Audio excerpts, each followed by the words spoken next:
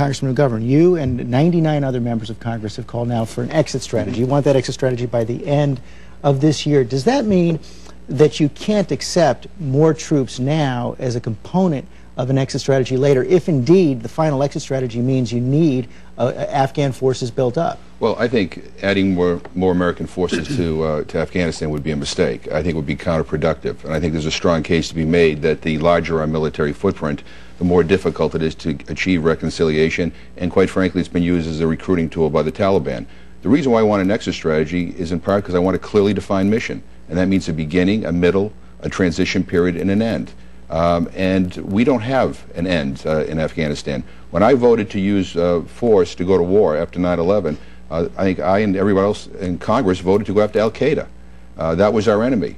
And Al-Qaeda has now moved to a different neighborhood in Pakistan where, quite frankly, they're more protected.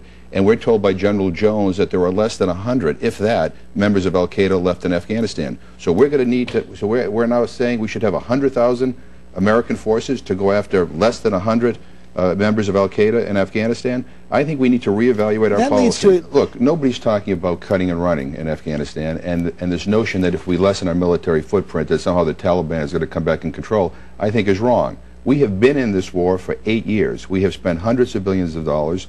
We have lost a great deal in terms of U.S. blood and treasure already. We have trained their military. We have trained their police.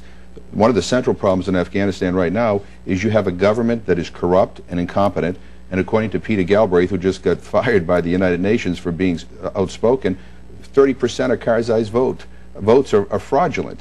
You know, if you don't have good governance at the center of all of this, you can put all the troops you want in there, you can invest all the money you want in there, and it won't make any difference. Isn't that right? I also think we're going bankrupt. We have wars in Iraq and Afghanistan, hundreds of billions of dollars that are all going onto our credit card. Our kids and our grandkids are paying for this.